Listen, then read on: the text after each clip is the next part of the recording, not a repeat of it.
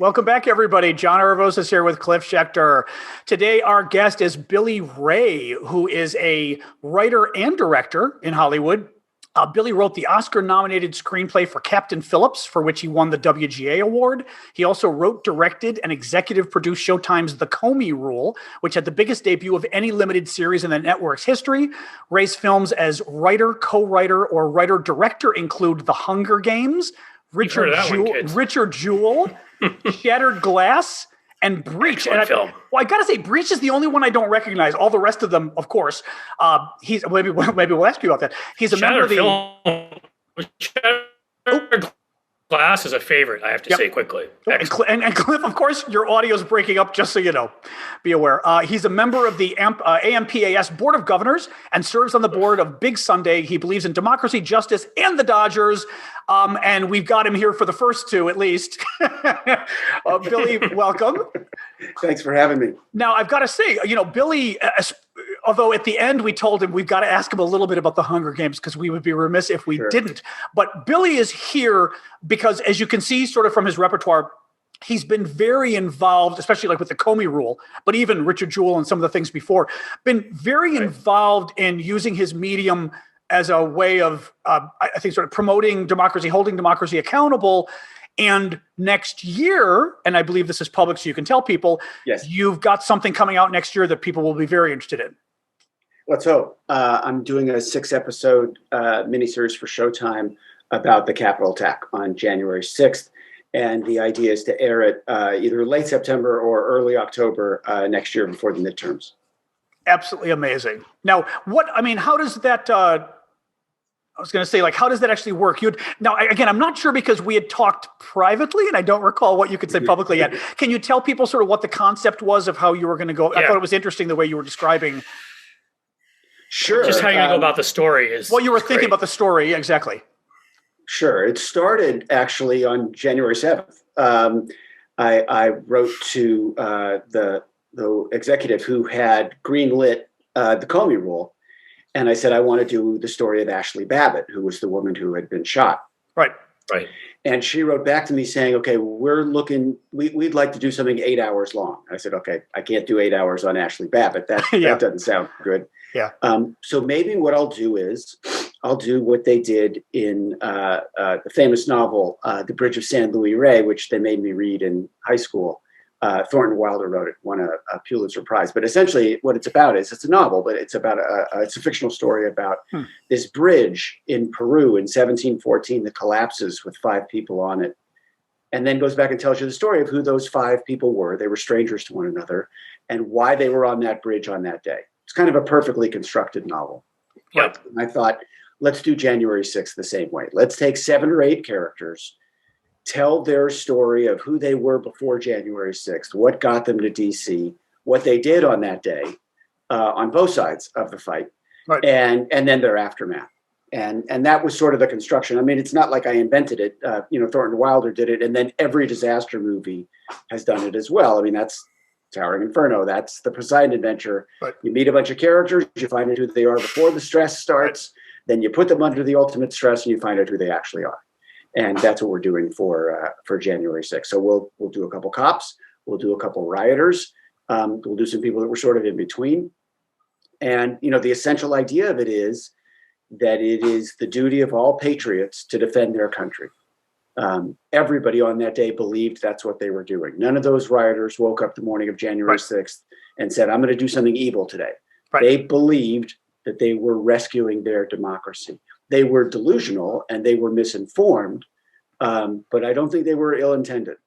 Right. That changed when they got in a place where they had to injure cops in order to achieve their aims. Then I think it got to a different place. But even then, and again, this is sort of a weird thing to explain without getting yourself in trouble or myself.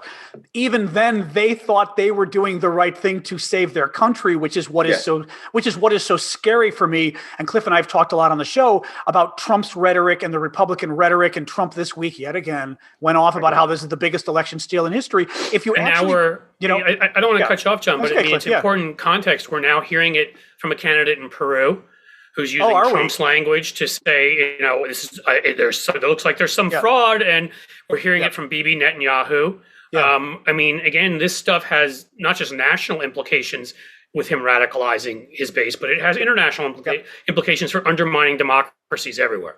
Sorry, go ahead, John. The truth is that if you were Vladimir Putin and you are in charge of a failing country, a kleptocracy that is failing its own people, and your economy is less powerful than several American states, much less America itself, what would you do?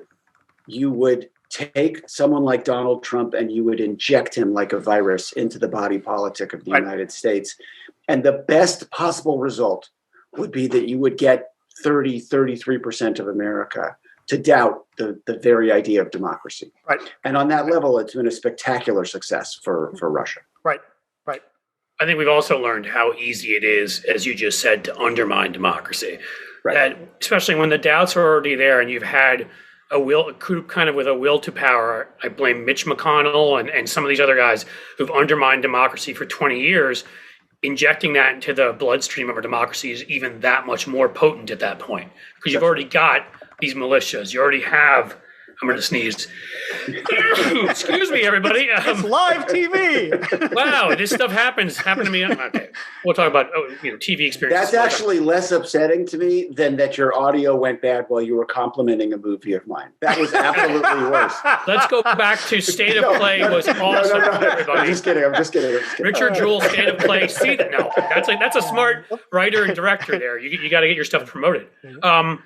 No, I mean, the fact of the matter is that our democracy already had these damaging figures, and the Republican Party, it was almost like these clownish figures. You've all made themselves obvious who they are, even if they tried to hide it in the past. Your Newt Gingriches and Mitch McConnells, who've already done so much damage. Trump coming along, it was almost like that's the straw that breaks the camel's back. That we already were ready for a hostile takeover. And Putin picked it perfectly with him. Well, that's the idea, that Trump was never the problem. Trump was always the symptom. And that was something that Democrats were slow to understand. What became clear during the years of Trump, if you were looking at the polling, was that even ardent Republicans didn't admire or like Donald Trump. Right. They all thought he was kind of childish. And they all wanted him to stop tweeting. I mean, except for, super fringy elements. Right. So why did they stay with him? The reason that they stayed with him was because he validated their hatred of liberals, Democrats, the coasts, the media, the elite. That is something that was fomented for decades before Trump came along. If you look at the numbers of how many January 6th rioters have now been charged. I think we're up to 500, 550. We're somewhere in there. Right. But what's significant about them is that over half of them came from Biden counties. They didn't all come from deep red counties. Where they came from, if you look at Collin County, just north of Dallas, by the way, Wiley, Texas, those kinds of places, Collin County had a disproportionate number of rioters on that day. And what's significant about Collin County is that in the last 5 years, whites as a percentage of the population dropped by 4.3%. That's a pretty staggering demographic shift in only 5 years.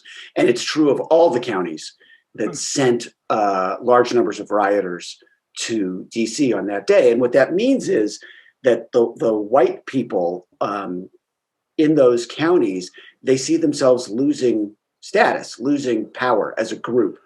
And it's terrifying to them. And so their feeling was, he may be childish. He may be mentally ill, but I know he cares about that issue. And so I'm going to go defend that guy. I'm going to go make sure that guy stays in power. And that's something that we as a country need to look at. That is not in any way about Donald Trump. And in a weird way, it's not even about Donald Trump's rhetoric. It's about how we as a country are dealing with massive demographic change, and how we are making it work or not work for some of the people that it's scaring so badly. Billy, let me ask you, how did you get into all of this? Because, and I'm, granted, it's going to sound like I'm sucking up to you because you're on the show, but I can take it. Well, no, but no, let me say Come on, something. John, suck up more. No, but Cliff, you're going to agree with me on this. You remind me of when we interviewed Rosie O'Donnell, and it was somebody in the entertainment industry who knew their politics so well. She blew us away. That woman is scary how much she knows about politics. I mean, it really was. It was this incredibly mature and detailed. She was bringing things up from 20 years ago, and Cliff and I were like, oh my God. But you clearly understand this stuff, and I find it very interesting because also it means your work can be that much more influential. But how did you get involved in sort of the political end of this kind of work? Right. So I was always a check writing Democrat, but I was never more than that. And then November 8th, 2016 happened. Right. And I woke up the day after Trump's election more afraid for my country than I had been the day after 9/11. Right. And I know that's a mouthful, but what I mean by that is as horrific as 9/11 was, on September 12th, I knew my country was going to come together.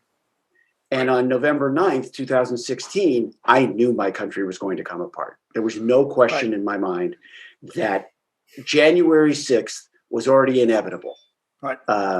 I knew that day was coming the second Trump was elected. And I can draw a very straight line from one event to the other. Well, you know, I hate to go to your field and what you do, but I find so often in some of the great sort of, and it doesn't necessarily have to be sort of some literary work or whatever, but that you guys, have played out on screen. You've come up with this sort of creative ideas, that often end up coming true. The whole thing about life imitating art, it's a little scary. But, and this isn't that exactly that, but I always think of, I'm a Marvel fan. Like I got boys and, they love that stuff and I love that stuff.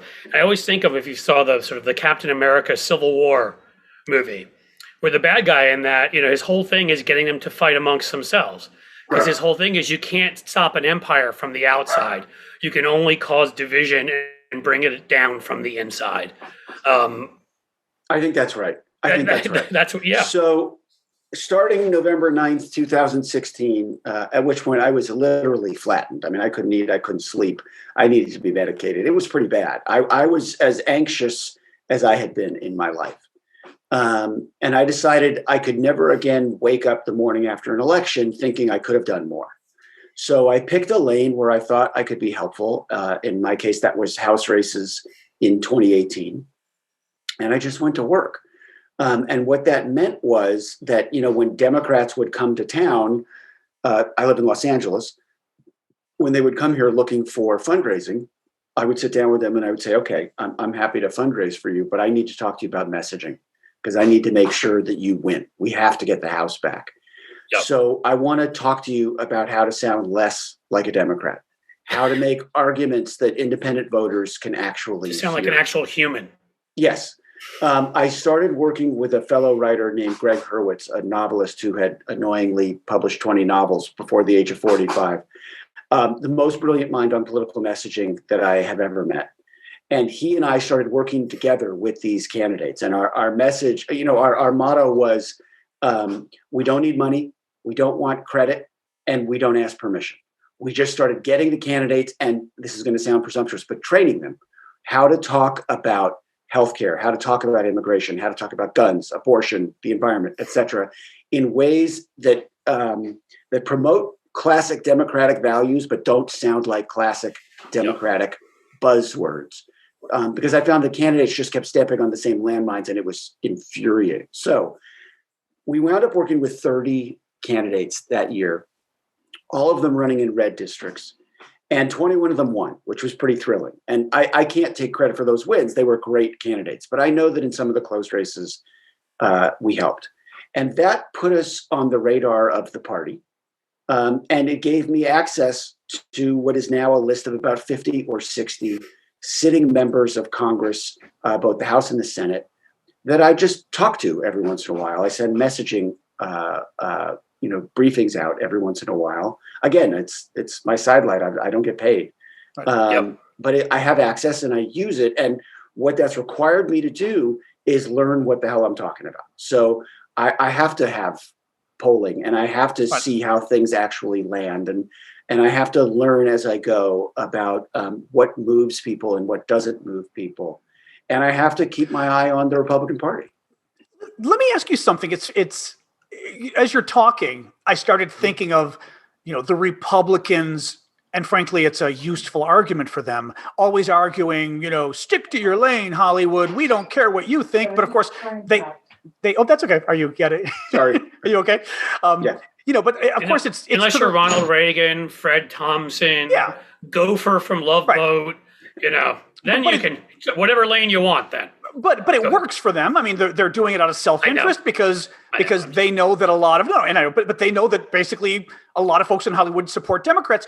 I'm just interested. Do you feel there's some kind of is there sort of a moral imperative for people to get more involved or frankly, I don't know. I'm just curious sort of where you are on that whole thing, because you're obviously very involved, but is it just you personally, or do you think the industry really should be more involved in politics, that there is sort of a nexus between art and politics?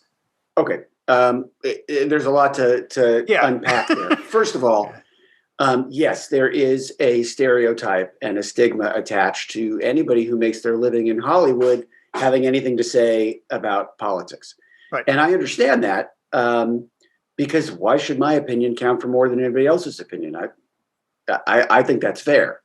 So it's up to us to know what the hell we're talking about, and to state it in a way that doesn't condescend. The problem with the far left is that we tend to make arguments that basically say, "Hey, we have more empathy than you, and you should be more like us." And if I were someone hearing that argument, I would say, go fuck yourself. Right. I think they're right in feeling that way. And as 2020 proved, your average Republican would literally rather get COVID than have a celebrity tell them how to raise their kids. And the fact is, I understand that. So it's not my job to tell them how to raise their kids. I can only pick two tracks on which to do what I think is the right thing to do.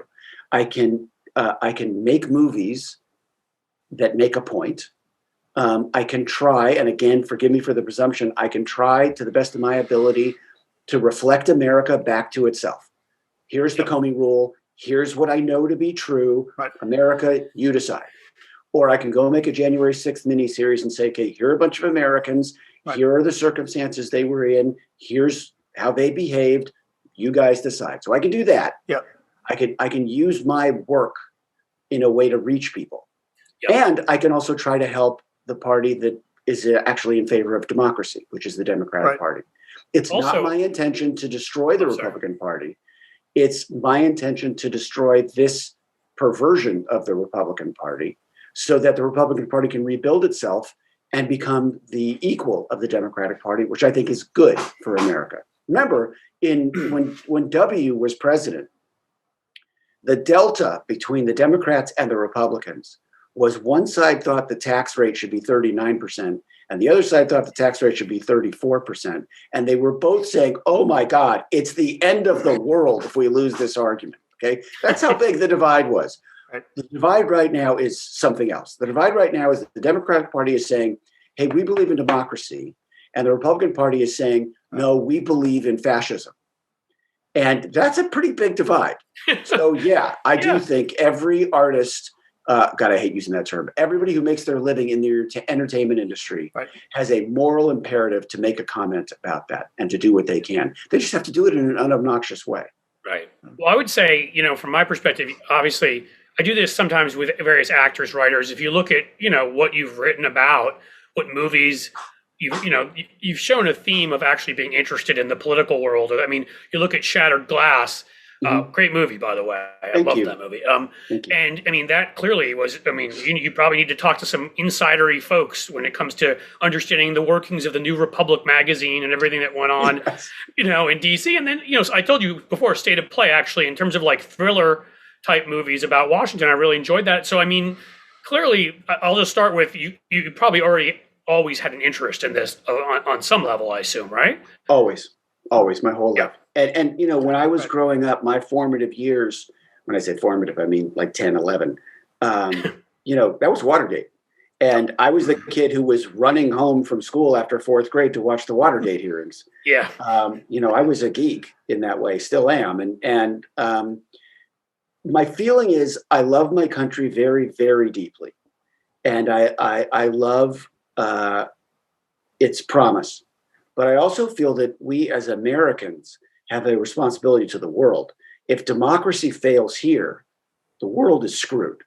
We're the shining star that everybody points to say, yeah, this system can work. And right now, there are a lot of people out there saying, no, this system cannot work. And I think that's a danger to the world. I don't think it's coincidence that you're seeing the kinds of things that are happening in America happening everywhere else. Because if it can happen here, it can happen anywhere. Now, the January 6th miniseries you're working on, is that going to be a documentary or a bit of a docudrama or whatever you call it? No, it'll be dramatized just like the Comey Rule was. Good. Okay, good. I had Jeff Daniels playing James Comey and Brendan Gleeson playing Donald Trump. It'll be the same thing. Right. It'll be actors playing people, some of whom you'll recognize and some of whom you won't. The other thing, I mean, going back to what I was saying before, John, I have a couple rants I go on about media and various things on this show a lot. And one of the things that would always drive me crazy, and again, is I would say, and I will say, we've got the creative folks on our side, right? Like with the two of the biggest communities that are Democrats are Hollywood. And, what do? You need to reach people emotionally for a living. You can't just write a story about this happened, that happened, and you create three-dimensional characters. And the other group, of course, I always point to were trial lawyers who have to be, who frankly are actors too, who have to get up and win over a jury of theoretically impartial people and convince them, and they have to create sympathy for defendants. And so it just drives me nuts to be like, how is it that we have these folks that are a key cornerstone of our party, and then we put out these ads that are like a laundry list of boring things, and there's no emotion in them. So, I mean, I'll just say, this isn't really a question as much as a comment, but it seems natural to me that folks like you would be more involved. So when John and I first talked to you, I was actually excited about that because, again, this is what you do for a living. It's a little different if you do it in politics, but you know how to reach people clearly with what you do. Well, look, the idea is storytelling. Obama had a great story. Hillary did not. Donald Trump, believe it or not, had a great story. That reaches people. That's a difference. And what we try to do when we talk to candidates is to help them tell their story and help them tell the story more broadly of where America sits at a given moment and where America can go and the fear of where America should not go. Here's why I think it's such a struggle for Democrats. First of all, Democrats do not control the media that actually matter. They don't control Fox News. They don't control OAN or Newsmax. They don't control Sinclair Radio. And Democrats feel beholden to be factual and to tell the truth, and Republicans clearly do not. So it's not a level playing field. And part of what makes it so unlevel is that the Republicans keep complaining that they don't have control of the media, and they make America suspicious of what they've called fake news, when in fact Republicans have an ironclad control over the media. The second thing that makes it really complicated is that Republicans are capable of enormous message discipline. I mean, Republican lawmakers. Yeah. So that if you go back and look at the 90s, Frank Luntz would have an idea. He would say to Newt Gingrich, this is what we're saying. Newt Gingrich would say to the Republican members of the House, this is what we're saying. And they would go out and say it. They were just message discipline warriors. Democrats aren't that way. I mean, I can promise you, I communicate with 50 or 60 of them, and I say, here's a way to talk about this issue. And for the most part, they get it and they'll do it. But that's not the entire caucus. I mean, that's 50 or 60 people out of 300. And it's very tough to herd cats. The other problem is that while the fringe on the right, which has now become the mainstream on the right, is completely fucking insane and murderous, the fringe on the left does an undangerous but equally dumb version of that, which is when we start getting into social justice warriors and purity tests, and when the left starts saying shit like, no, Abraham Lincoln shouldn't have a school named after him because he wasn't woke enough.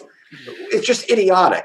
And it makes us so easy to pillory by the right. And my feeling is, if we are going to govern as if we're afraid of AOC's Twitter following, then we don't deserve to govern. Yeah, we need to hear her opinion. We need to hear from the squad. We're a big enough tent. We can include to hear those voices. But no, that shouldn't guide policy, and it shouldn't guide where we are culturally. The beauty of the Joe Biden presidency is that right now it's not. Right now, Joe Biden is governing, I think, magnificently and messaging in a great way. Yep. It's okay. He has the benefit of not having to fight the headwinds that Barack Obama fought strictly by being an African-American male. Yeah. So there's a portion of America that's willing to hear him that wasn't willing to hear Obama, despite, I think, Obama being one of the greatest minds and souls in American history. But Biden is doing a job that's making it easier for people like me, because I can say, look, you gave us the power to govern. Look what we're doing. We're putting shots in arms. We're putting checks in pockets, and we're going to build bridges and roads. Like that's pretty effective governing. It's pretty effective messaging, by the way, too, the way you just said that. Three things, straightforward. No, I know, but it's important, because I think not enough folks on our side seem to get that to the point. Well, you have to be willing as a Democrat to call out bullshit from the far left. I think that's vital. Now, in no way is that the equivalent of what's happening on the right. Because what's happening on the right is actually fascism. And if you're going to compare their fringe, which is let's attack the Capitol and then pretend it didn't happen. And let's talk about an election being stolen, which was not stolen. And let's not recognize Joe Biden, and let's get a bunch of cops killed. That's their fringe. And my fringe is we think everybody should have free college. Those are not the equivalents of no, they're not. So we can't treat them that way, but it is still incumbent upon Democrats to call out their own excesses. And I think that's important. Well, we've tried to talk about that on here. I mean, when we think defund the police is one of the dumber slogans, if not the dumbest of all time. But no one takes it seriously. People are defund the police was thought up in Russia, and then they made it sound like it was coming through Democratic mouths. I know a lot of Democrats. I don't know any Democrats who believe in defund the police. Every one of them disavowed it. But because Republicans are such message discipline warriors in 2020, every fucking Democrat had to run against socialism. Well, they'd catch some of our far left activists. You're right. I don't know if any electeds said it, but like some of our far left activists would say it and defend it. And but what do they have to do with anything? No, because you just pointed out the message machine. The right is so good at that, so they'll grab that, put it in everybody's mouths, and we need to forcefully hit back against that and say, as you just said, that's bullshit. We're not saying that, but a lot of Democrats. Well, I would actually argue that. I would argue that's not how you counter that. You counter that by saying, "Oh, and they're all Q." That's it. I think what 2022 should be about is how every single Republican member of Congress should be forced to disavow QAnon. None of them will do it. Right. And then you're fighting on the correct side of the field. Then the argument and the election are about defining what it means to be a Republican in 2022, instead of defining what it means to be a Democrat. I'm encouraging everybody I know to go on the attack, because I think they're going to find out that a lot of Republican members of Congress are members of QAnon. They are members of militia. And because they won't disavow those things, they are absolutely supporting them. Yeah. Trump, treason, and terrorism. That would be a good start. Yeah. And also just ineptitude. They had, remember, in 2016, the Republican Party had the presidency, the House, and the Senate. Okay. They had those three things. And Donald Trump had run on 4 promises. I will bring back manufacturing. Your healthcare will get better and cheaper. Mexico will pay for the wall. Remember that one? And I will drain the swamp. So he had the presidency, the House, and the Senate. He went 0 for 4 on those promises, which means either he wasn't a great executive or those weren't good ideas. But either way, that was on the Republicans. That's what they had the power to do. And what they decided to do instead was dismantle our government and dismantle democracy. Okay, that's a pretty clear choice. It's funny you mentioned Q because I was just reading, I pulled it up to look while you were talking. Vice wrote an article in the last couple of days about how there are already 19 19 candidates, QAnon candidates running for House and Senate in 2022. That's now, right. again, a lot of them are going to be in primaries. The only thing is, hell, in primaries, they're probably going to do really well. They're going to do great. I mean, remember, Republican self-identification is down by 25% since November 3rd. Yeah. Okay.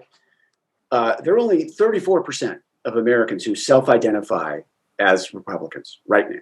People are leaving the party in droves for obvious reasons. Democratic self-identification is at its highest level since 2012. These are not insignificant numbers.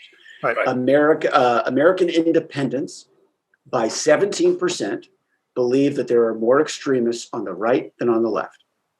That's a first in my life. Okay. And that is unfortunately the gift of January 6th. Right. So that if you are a Democratic candidate, right, if you're Abby Broyles, who's going to run for Oklahoma 5, right, which is essentially Oklahoma City, she can now make the argument, my friends, you have a binary choice, me or the radical right. There is no Republican Party anymore. There's no Mitch McConnell. Right. There's no Kevin McCarthy. There is me and the radical right, because those are the choices. You'd think if you're in Oklahoma City, that would be a message that you could remind people of what the radical right is pretty easily. And she will, right? And she'll win as a result of that. Yes, 40% of the Republican Party right now, 40%, believes that Bill Gates is putting microchips in the COVID vaccine. Yeah, I remember. Okay, that's the second biggest political party in America, and 40% of them believe that. 70% of them believe that Joe Biden is not the legitimate president of the United States. Okay, there's always been a portion of this country that's been crazy, always, going back to 1776. I think 30% of those people were fucking nuts, but they didn't have the internet to find one another. Now they do. Yep. So they're coordinated in a way that they weren't before. Who do you? The work of our lifetime, the work of the rest of our lifetime, both in movies and out of movies, is going to be protecting this democracy from that fascistic impulse. I'll just quickly ask, those chips you were talking about, can I use that to track where my older son is on any given day? Because it'd be cool to know he's not. Okay, sorry. Go ahead, John. Who do you see when you're talking to members of Congress and other Democrats about messaging? Who do you see as your target audience? That what I mean is who are you trying to win over? Is it and which is more important? Do you think? Is it Democratic voters who may not be voting but should be voting? Is it truly independents, people who are in the middle and switch back and forth, or is it moderate Republicans? Who there are a lot now. I think there's at least a decent number of moderates, maybe 5 or 10%, who just can't stand Donald Trump and they really are worried about their party. But what do you see in terms of your messaging that you feel it's more important to go after? Who? Well, it's all of those things, but the white hot target is in about 70 swing districts that exist in America, races that could go either way, House races that could go either way. Those races are going to be decided by independent voters. And maybe a quarter of those independent voters have not yet made up their mind. So you're talking about 26% of roughly 33% in maybe 70 to 75 swing districts. That's the group you have to get. If they stay with us, we will expand our hold on the House and the Senate. And I fully expect that will happen. If they walk, the United States of America, as we know it, is fucked.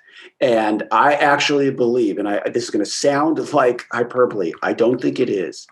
I think if the Republican Party wins the next presidential election, 2024, I think it will be the last presidential election in American history. That's where I think we are. Yipes. I wish we were just having these conversations. I was just discussing with folks on Twitter and wherever, and I mean, I try to be optimistic, cautiously optimistic, hope that, we'll do this and that, even with Joe Manchin taking his current position, which is ludicrous and the rest. But I mean, it's hard not to reach that level of concern. I mean, when Republicans show you they're doing shit, they end up doing it, right? They're not just saying, we'll overrule the Secretary of State or we'll take the power away from the Secretary of State to determine who wins an election if we want to. Like, you don't just do that and then not use it. You know what I mean? And that's, of course. All right. So that's why I've been thinking a lot about the first 5 minutes of the movie Patton lately. I've been thinking about it a lot. He stands in front of that giant American flag and he's addressing the troops. Yeah, right. And there's a moment in his speech where he says, I don't want to hear that we're holding our position. We're not holding anything. We are going to attack all the time. We are going to come after the enemy relentlessly. And the only thing we're holding on to is his nose. We are going to drag him through this fight, and we're going to kick him in the ass every single day. That's how I feel the Democrats need to behave at this point. Right. I am so sick of hearing Democrats talk about, redistricting, off year elections with if the president's a Democrat, we're doomed. Bullshit. The Republican Party is in a death spiral right now. We're all watching it happen. And the Democratic Party should be ashamed to gain anything less than 30 House seats and absolute control of the Senate. If you can't beat this party, then you don't deserve to lead.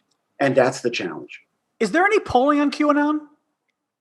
There is some. Because you got me wondering, do people even know about it? I mean, I will come back to you in about a week because I've actually commissioned polling on this very thing to find out what is the level of penetration of QAnon and how aware are people of it and how threatened are they by it. Yep. But I can tell you that it is the issue right now in the 22 election cycle. See, because I'd be very curious on where religious people would be on cult membership as well. I got to tell you, granted, I think you may run into trouble. I don't know, though. I mean, evangelicals tend to be, they just don't care, it seems, about any of the issues they claim to care about other than abortion, whatever. But it still makes me wonder, though, and it doesn't just have to be evangelicals, right? It could just be Catholics, whatever. I just think that cults, I think of my own upbringing, I'm Greek Orthodox, but my own upbringing, cults not only are sort of anathema to Christianity, but there's, at least my upbringing, there was always this implication that the cult had a little bit of a demonic influence to it as well. There was just this, it went kind of hand in hand, you know? And because think about it, again, I got tarot cards, the Ouija board, all of that stuff was considered, even meditation back in the day was, I mean, this sounds crazy, but it's what we were brought up with. Meditation, right? You're letting your mind go, you're not in control and things can come in. I mean, there's a lot of that kind of stuff that I think very sane people do kind of worry about. Anyway, it just got me wondering on the public at large, but also religiously, whether there's a clash there is. there. And okay, so let's look at the Venn diagram of it, right? Yeah. Okay, you've got evangelical faith-based voters, which is a large group of people. Yep. Okay. There is nothing in QAnon that is antithetical to that belief system. Okay.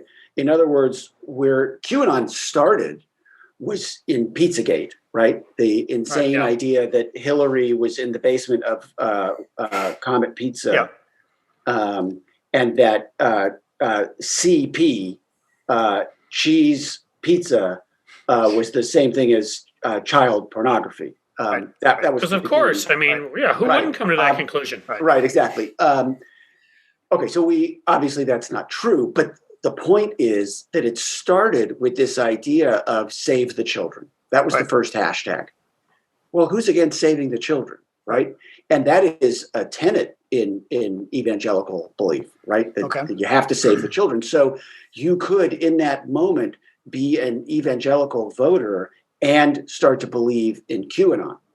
And then what got pushed on top of it was this idea that that all Democrats are demonic pedophiles, right? Satan worshiping pedophiles, and that Donald Trump had actually been installed into power by the American military and intelligence community to rid the government of the Satan worshiping pedophiles. Okay, nothing in there is antithetical to evangelical belief.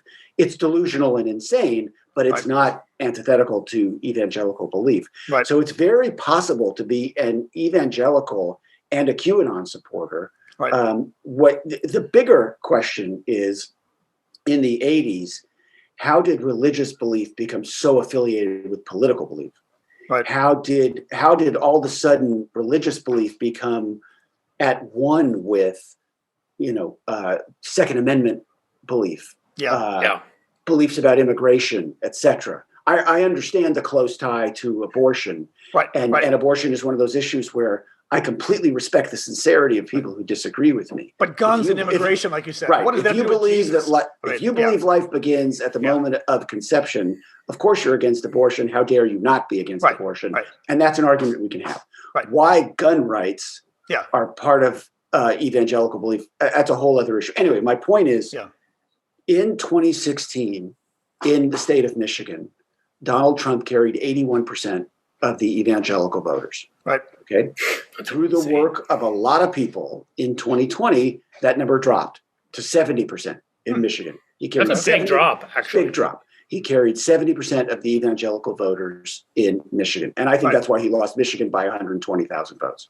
Okay. That work is going to continue. Those numbers are going to continue to drop for the Republican Party because people in the faith-based community now know they have an off-ramp. There is a way to be true to their faith and not vote for a Republican insane candidate. And I think that will continue to happen. I don't think the number will ever sink, precipitously, but as long as it keeps dropping, Republicans. Right. We don't need to win a majority. We don't need to, it's like those rural counties. We don't need to even come close to winning them. We just can't lose them 90-10. Right. Right. You go talk to Michael Bennet, who's the great senator from Colorado. Yep. And he will look at a map of Colorado and he'll say, okay, so these are the parts of the state where if I get 36%, I win. And if I get 32%, I lose. Yep. And so he'll go to those parts of the state and he'll get 39%. He'll get 40%. And he'll crush everywhere else. And he wins comfortably. Those are always the calibrations that Democrats are going to have to make in America. Right. It's now got this whole other layer to it. How many QAnon people are out there? We got to find that out. Well, and I think this is about creating a schism among Republicans themselves. It's obviously, this, but it's not just about convincing voters that these guys are part of a cult. They're crazy. The party's going off the deep end. It's also people like Marjorie Taylor Greene, right? Who's affiliated in some way with QAnon, whether she's been in every way. Yeah, she's an adherent. She says she at least used to say out loud, I believe in it. So fair enough. But you've got her tied with Matt Gaetz, hand in hand, arm in arm. They're doing all their events together. Who is Matt Gaetz? Matt Gaetz is Donald Trump's #1 defender in Congress. So you've got, and Trump himself was asked about QAnon during an interview. Remember? And he said, well, all I know is they support a lot of the things I do. They like me a lot. If you like them a lot, you're good people. So by forcing Republicans to actually turn on QAnon and turn on their QAnon members, you're actually forcing Republicans to take on Donald Trump. And maybe they don't want to, but that schism will cause problems in their own unity, which is great. Now we're back to Captain America and the bad guy who turns a civilization against itself so that it implodes from within and then is conquered from without, which is what happened to Rome. Yes, of course. Here's the checkmate to me. If I am running a race against Marjorie Taylor Greene, and there's a great candidate out there named Marcus Flowers, who's doing that exact thing in a really tough district, right? Remember, Marjorie Taylor Greene, I think, won 80 or 85% of the votes in her district because she had no Democrat running against her, because the Democrat who was running against her got death threats and pulled out, right? So not an uncourageous thing that Marcus Flowers is doing. Right. But anyway, the point is, if you're running against Marjorie Taylor Greene and you say, will you disavow QAnon? Right. She can't. Right. There's no way. She cannot alienate her base. Right. Lauren Boebert cannot disavow QAnon. But neither can Kevin McCarthy. Right? That's my point, is that the fringe is the mainstream of the Republican Party right now. They are all stuck with this thing around their necks. Yep. If you run against Kevin McCarthy and you say, will you disavow QAnon? He'll come up with some incredible word salad that'll dance around. Change the subject. He'll say, okay, so do you believe that all Democrats are Satan worshiping pedophiles? It's a yes or no question. Right. He'll dance again. Do you believe that the election was stolen? Do you believe that there are children in tunnels underneath DC who are having adrenochrome extracted from their pituitary gland, which, by the way, is the fucking plot line of Monsters, Inc., right? Literally, the screams of children fueled the city. That's now Republican dogma. There was also a weird X-Files about this too, I believe, but yeah. Of course. So anyways, Billy Crystal didn't know what he was doing. That's right. So my point is the checkmate is they can't disavow it. Right. And they can't run on it. Right. And if you do that, then you're running against someone who's got 30% of the country in their pocket, but the other 70% thinks they're insane. Right. Yep. So I don't see any reason why this shouldn't be a blowout. And in some of those swing districts too, like in some of the swing districts and suburbs, whatever, John, you were asking about the religious aspect of it before. Right. I mean, literally, a lot of it is borrowed directly from anti-Semitic conspiracy theories from the Middle Ages. Right. Jewish people drinking the blood of Christian children was the big one, right? I mean, it always involved, children. That was always the key part of it. You make that clear in certain districts. A lot of these, urban, suburban swing districts where there's a healthy Jewish population, people that know Jews and are friends with them, whatever. And you go after this, and you make QAnon, besides everything else it is, anti-Semitic. Right.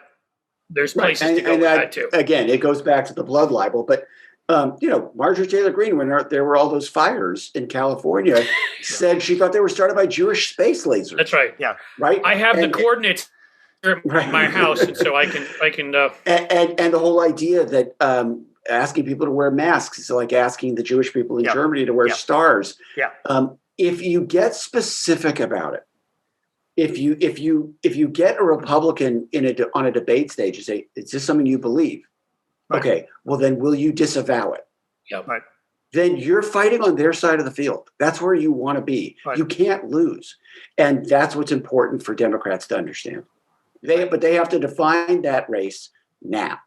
Yep. This is not something you start talking about in October of an election year. Right. This is something you start talking about now, June of 21. You start to define the race. Remember, Donald Trump defined the 2016 race as being about crooked Hillary. That's what the fight was about. Early on, and he kept repeating it. It's like, anybody who understands a branding campaign, you don't start 3 months before. You want to buy Burger King, Whoppers. They don't start 3 months before they want to hit their sales goals. You know what I mean? That's right. Like, you're exactly right. Like you're a year and a half out. Democratic organizations now. Yep. This is something Cliff and I are always talking about because, we both done a lot of political consulting over the years. And I remember a client I had years ago. Actually, I'll say now it was Planned Parenthood because it was 20 years ago. No one's going to mind. But there was some issue with Limbaugh. I don't know what it was. And I was like, oh my God, this is great. This is going to blow up the grassroots. It's going to make the Republicans cringe. Blah, blah, blah. And they said, oh, we already did a press release on that.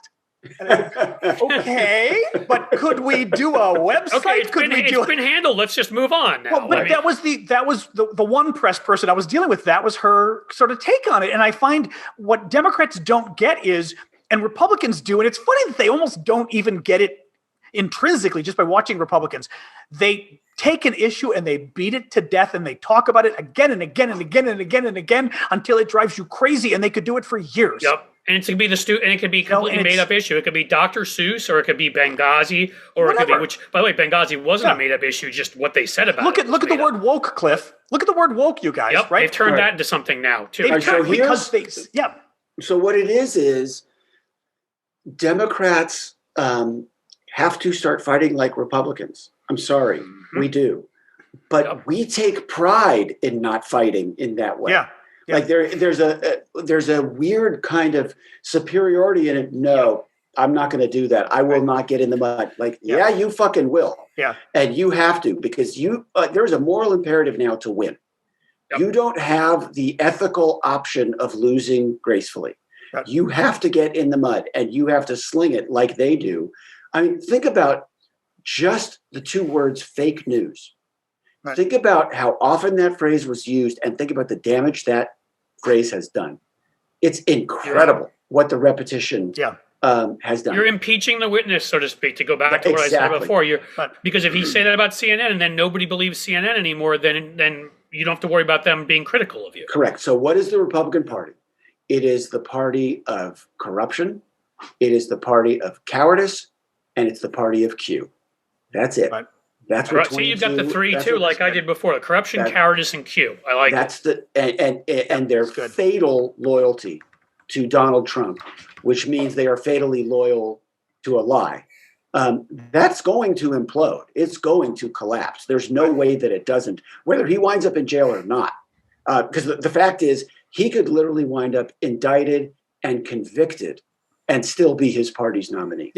That party is at a place where that guy from prison, if he were running for president, could still be their nominee, which tells you all you need to know about the Republican And apparently Party. It's legal. I saw an article about that very question, that he could run from prison. He could be elected from prison. And then here's the other thing a lot of people don't know too, which everybody here probably knows because we know these things, but you don't have to be in the House to be the Speaker of the House. Right. So if they take over the House and Kevin McCarthy thinks it's going to him, Donald Trump could demand that he be voted the Speaker of the House, and he could be the Speaker of the House. Bannon, did you know this? Bannon has been pushing that. Steve Bannon wants Trump. And they'll do it. They're cowards. Now, we should be running the House, some of the House races, mentioning that to people. Yeah. I mean, the fact that they're doing this shit. So Steve Bannon has been pushing for Trump to run in 2022 for the House to win a House seat. Now, this shows Bannon doesn't understand how the House works. So that when he wins a House seat, he can then become Speaker of the House. Well, as Cliff said, you could just pick anybody as Speaker you want anyway. But it's Roger Stone has been pissed off, and he's now attacking Bannon for it. But nonetheless, that's actually one of the crazy things that they're already promoting, Cliff. I think it's the least crazy thing that they're promoting. Yeah, right. And when they read about it, they realize, holy shit, we don't even have to have him run and get up off his couch, stop eating the KFC greasy thighs while watching the Fox and Friends or whatever. Yeah. He'll lie there and just be like, if you get the majority, you're all voting for me for Speaker. I mean, this is real. People should be talking about it because it's very doable for him. Yep. Yes. So is there any, I know a couple of little things before we close, because we're getting to about the hour mark. We appreciate you giving us the time. Anything else you wanted to say about the January 6th? Now, what are you calling it? Miniseries, I guess you're calling it. It's a miniseries. Okay. It doesn't have a title yet. No, when does it get a title? When does that happen normally? At any point in the process. Sometimes you have one when you start. I've pitched a bunch of titles to my producers. They hate all of them. So either I will come up with something better, or someone around me will come up with something that I love. Right. And it might just wind up being called January 6th. I don't know. Right. In some ways, I could see that being very powerful just in and of itself, being called January 6th. But I could make that argument too. 1/6. When I made the Comey Rule, we were making something about a guy that half of America hated. And yet, when that debuted on Showtime, we had the highest debut of any limited series in Showtime history by a factor of 4. Okay, people want to know what is actually happening if it's going to be a story well told. Right. I don't think there's anybody who won't watch this thing. I mean, everybody on both sides is going to tune in to see if they recognize some truthfulness in the storytelling. And that's going to be our job. Is there any way for people? How does this? I think I even get Showtime. I do have Showtime. I've got HBO and Showtime. I always forget which ones I've got because it always changes. Are there ways of people who don't have Showtime to actually pay to watch the one show or anything? Does that work? Or I don't think so. I just wasn't sure if you knew. Like with Comey. But I believe Showtime is one of those companies that has like 30-day free trials. Oh, okay. So people can okay. Yeah, you can sign up for Showtime in time to get this. But we'll have plenty of time to discuss that. And, because I want to make sure you can get it. And I'm hoping I'll be back on the show after I've made it and you guys have seen it, and then we can talk about it in a very fulsome way. Let me ask you. When's the expectation right now I got 2 more things. Would come out? Late September, early October of 22. Okay. Okay, two more things. The one is, and I've got to ask you, Hunger Games. So what did you do on the Hunger Games? We've got to spend at least 2 or 3 minutes. Yeah, sure. That's too big a deal, to me at least. No, thank you. And it's always lovely to have your name on it. I was sitting in my office one day and my agent called and said, do you want to adapt the Hunger Games? And I didn't know what it was. Yeah. So I didn't either. Yeah. So I walked into my house and I think my kids were 14 and 9 at the time. And I said, what's the Hunger Games? And they both looked at me like, oh my God, you're such an idiot. Yeah. So I read the book overnight. I said, okay, this is the best idea for a movie I've ever heard. Like, this is the darkest idea I've ever heard. And I thought, at that point, I was pretty well known for writing true stories. And for some reason in my head, that just became a true story too. I just decided this had really happened. And I wrote from a place of total outrage that a government would do that to children. And I wrote it like a true story. And my job at that point was to write a draft that would get them a director. And the draft I wrote got them Gary Ross. Right. He then sort of made it his movie, and it's very much his movie. It's really not mine. It's his. Okay. And did a great job. And as I said, I'm thrilled to have my name on a hit. Wow. That's in any case, I mean, that's just. Well, it may still be a reality if we keep going down the path we're going down. So you may have been right to look at it that way. Yes. And, I agree. okay. And my last question, Cliff may have a last too.